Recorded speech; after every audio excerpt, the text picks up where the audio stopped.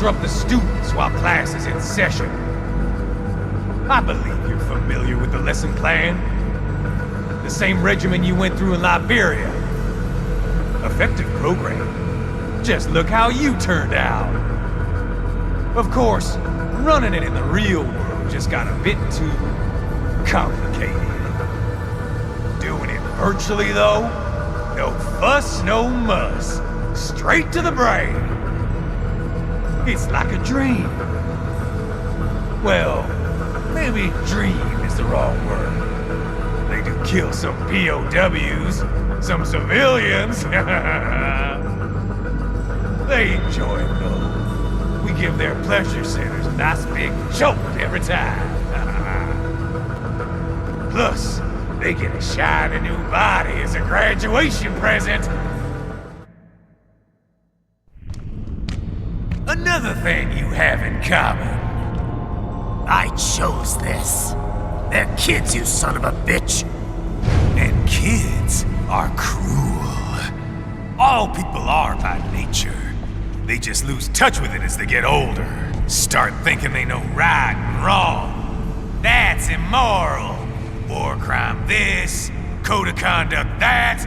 Kids, you can mold, manipulate into performing all kinds of atrocities. And there's nothing like a good atrocity to keep a war going. That's why I'm shutting you down. You just don't see the bigger picture, do you?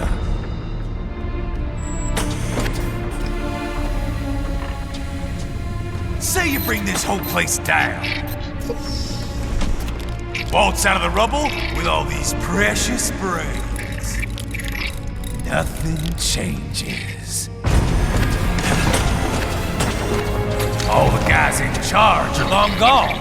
We've got offices round the world.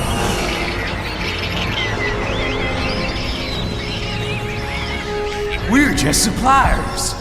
We don't create the market for war. Then who does? The Patriots are gone. Those guys just manage the war economy. They didn't invent it. Did you think every battle in history was all part of some big old conspiracy? Bullshit! War is just part of who we are. Why fight it? Anyway, none of this will matter in 3 hours. Demand for PMCs is about to skyrocket. Like the good old days after 9/11. What are you talking about? Not here. Follow me.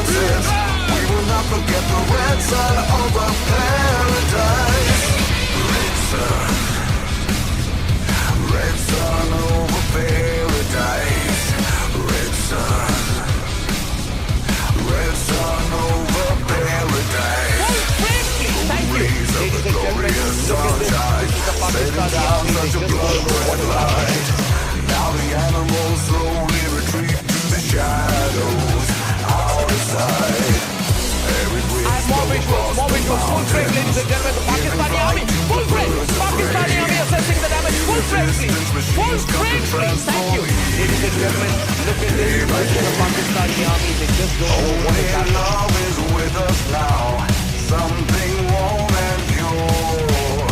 Find the peace within ourselves, no need for a cure. When the wind is slow and the fire's hot, the vulture waits to see what rots. Oh, how pretty, all the scenery, this is nature's sacrifice. When the air blows through with a brisk attack, the reptile tail whips from its back. When the sun sets, we will not forget the red sun of our paradise.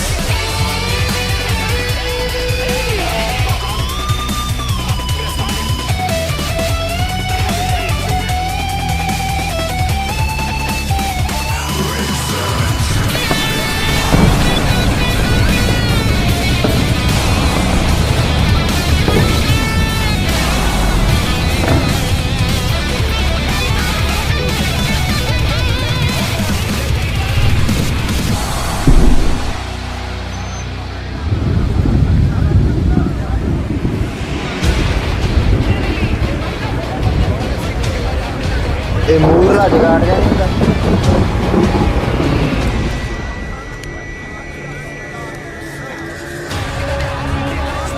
ਇਹ ਭੈਣ ਦੀ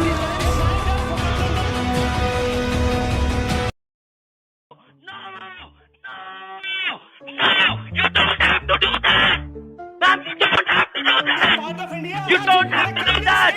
Why did you redeem it? Why did you redeem it? No! No! No! No! No! No! No! No! You don't have to do that! Ma'am, you don't have to do that! You don't have to do that! Why did you redeem it? Why did you redeem it? Sneed never changes, they say.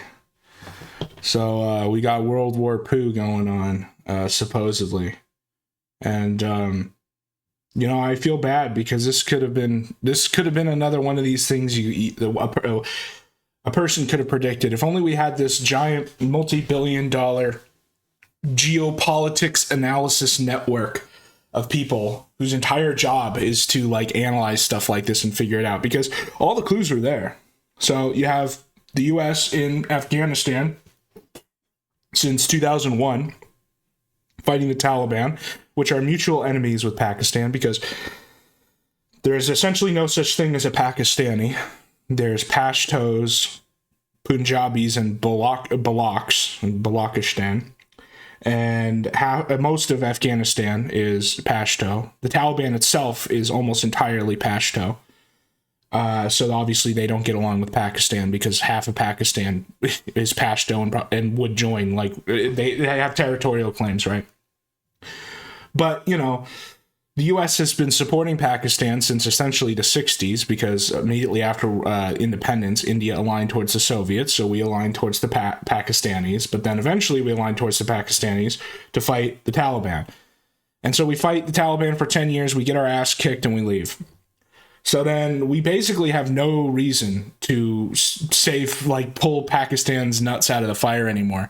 And, you know, in the 90s, there was something called the Kargil War, where there was it's very much like this. There was an escalation of tensions between Pakistan and India wanted to fight because they would have won, probably. At least they were in a better position. And what happened? Well, Bill Clinton went over there and pulled the Pakistani nuts out of the fire and basically de-escalated the situation. Because, again, we had an interest in keeping Pakistan alive to, quote, help us fight on the war on terror, even though they're supporters of the war on terror. I guess everybody is. Everybody has their pet terrorist, right? Even Hassan. And so, you know, we finally leave Afghanistan in 2020, right? So now we no longer have any stake in the game for Pakistan. You know, Pakistan has always been this country that the U.S. has had to support for discrete reasons, but doesn't really like the way they act because of the way they support the terrorists like Naxalites and Kashmiris in India. Naxalites, by the way, probably the biggest terrorist group in the world nobody's ever heard of because they just sit in the jungle and blow shit up in southern India. Communist, great allies with a Muslim theocracy, right? So we leave, and so what happens 2 years after? What happens in 2022, 2023? India revokes the autonomous status of Kashmir. And you think, well, India's been sitting on Kashmir for basically since this first war. Why do they only do it now? Well, because they feel like Pakistan is, backed into a corner, that the U.S. isn't going to come and make them cut a deal, right? So they remove the autonomy of Kashmir, and there's a lot of people who tell you why these two countries are fighting over Kashmir. They'll say it's religion, they'll say it's ethnicity, and those are factors. It's Kashmir is majority Punjab, and that's one of the largest groups in Pakistan. It's also a holy area for the Sikhs, which Pakistan, obviously has a poor relationship with any religion that's not Islam. And so, yeah, the guys on the ground, if you were to go down to Kashmir and talk to the people there, I bet you that's what they tell you. But if you want to be in the smoke-filled room about, the reason why guys who go to Epstein's Island care about Kashmir, it's because it's the source of the Indus River. And the Indus River goes right in the middle of Pakistan. Basically, 80% of its population is reliant on it for water, for irrigation, for everything. And India controls it. It's basically they have Pakistan balls in a vice for as long as they control those specific areas of Kashmir.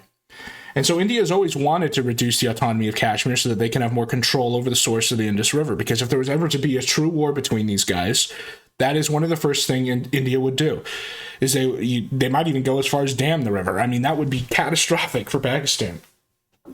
But like I said, anytime tensions have flared up, the U.S. usually comes in and forces some kind of agreement. But now that we really don't have much stake in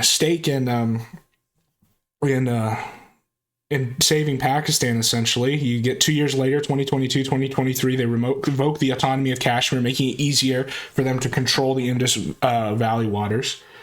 And then it's really no surprise that one of the terror groups that Pakistan controls, ones that wants the independence of Kashmir, then goes and does this attack that they did a couple weeks ago. Because, in their mind, time's running out. They need to get the goddamn run going, right? It's their last chance. And it's just sort of, this is why it tends to backfire to support terrorists as a state. Because Pakistan supports a lot of these terrorists because it's basically their asymmetrical way of punching up at India in a way that doesn't escalate into a conflict that they're not advantaged towards. The problem is the terrorists often have a mind of their own and do want to escalate to a conflict that they're not ready for. So you have these terrorists kill a bunch of people in Kashmir. And I think India sees it as an opportunity. They're like, okay, now's our chance. Now's our chance to try to basically force an escalation. And Pakistan's in a hard spot because it's kind of a lose, right? Because so you think, okay, well, if they don't think they can win, why don't they just not escalate? They just don't strike back, okay? Well, the problem with that is, like I said, there's no such thing as a Pakistani. There's just these three groups of which, like, half the population of each either wants to join a nearby country or wants to become its own country. What do you think it tells those groups, especially like the Baloch? The Balochs have a organized, well-run, military, independent militia in the south of Pakistan. And then you have the Taliban, which, what's more to be said about their competence, right? They just defeated the world's strongest military. What do you think it tells those groups if the Pakistani government doesn't strike back? If they basically tell the world we're too weak to win this? They're telling those three groups, they're like, now's the time to escalate, to use any of our stockpiles that we've been building up the last 10 years to just go, full bore, right? So you don't want to do nothing, but you don't want to do so much that it actually turns into a war, because like I said, I think Pakistan thinks it'll lose. Then you have the elephant in the room, which is the fact there basically is no Pakistani civilian government. For the last 5 years, they've been in political stalemate and crisis because Imran Khan is in jail, which is like one of their most popular politicians. He was the leader of the country for a while. He got convicted and sent to jail. So it's a headless chicken, the civilian government.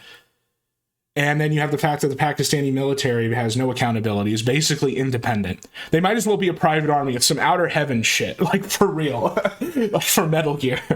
And what I think could happen, like if we're going into the whole, like, you know, if we're going to reject the nothing ever happens narrative, just for fun, right? What could happen? Well, one thing that could happen is that the civilian government doesn't respond well, like in a way that projects strength. So there's a whole bunch of unrest between these three ethnic groups that make up the entirety of Pakistan. And then the military, in its hypervigilance, spurgs out, coups the government, and says, we are restoring order, right? Because there's these three, the Baluchis, the Taliban, and the Punjab separatists are all freaking out. And if that was to happen, then you run into the possibility that then they respond to India in a really dumb way. Because when militaries take over governments, that tends to happen. They tend to overestimate their own competence in relation to other countries. That could be one scenario where things get worse, or at least like a more serious war. But in any case, I think India's in kind of just doing exactly what, like, things are going the way they want it to. I mean, obviously, I don't.